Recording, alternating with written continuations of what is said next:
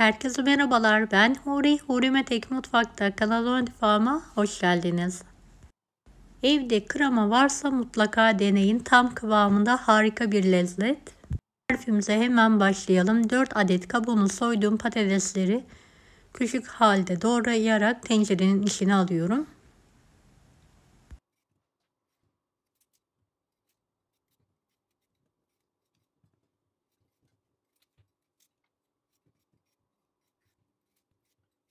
Bir tatlı kaşığı tuz, 1 yemek kaşığı sirke, üzerine geçecek kadar su ilavesi yaparak kapağı kapalı bir şekilde patateslerimizi haşlamaya bırakalım.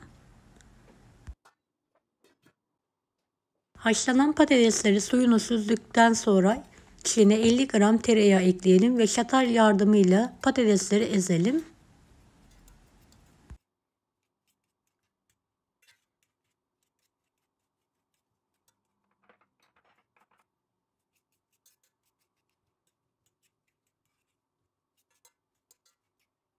Videomu izlerken buraya kadar geldiyseniz yorum kısmına herhangi bir emoji bırakırsanız bana destek olmak için sevinirim. Biraz karabiber ekliyorum ve pürüzsüz olana kadar çatalla patateslerimi ezmeye devam ediyorum.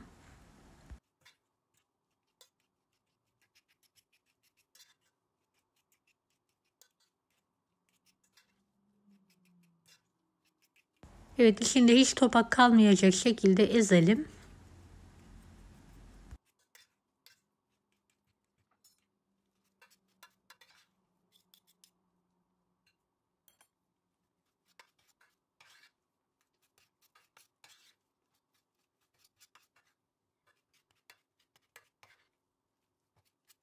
Tenceremizin ocağı üzerine alarak 100 gram sıvı krema ekleyelim. Ocağın altını kısık bir şekilde ayarlayarak kremayı çekene kadar karıştırarak pişirelim.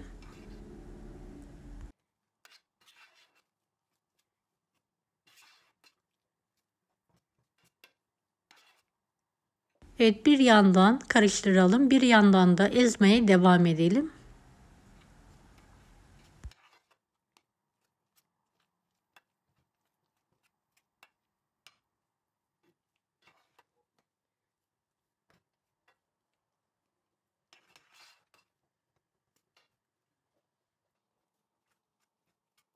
Evet, patates pürem artık hazır. Ocağın altını kapatıyorum. Servis tabağına alarak ikrama hazırlıyorum.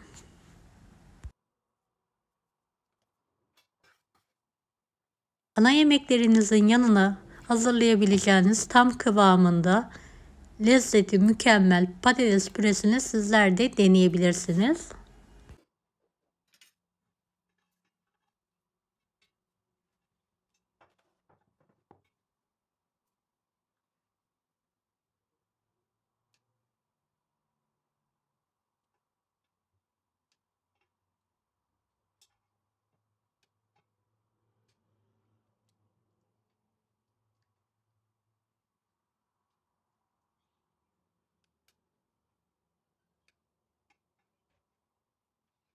Deneyecek olanlara şimdiden kolaylıklar dilerim. Kanalıma ücretsiz abone olmayı unutmayın.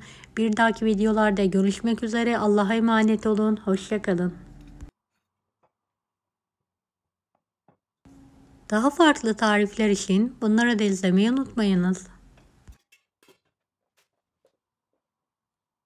Kolay gelsin herkese.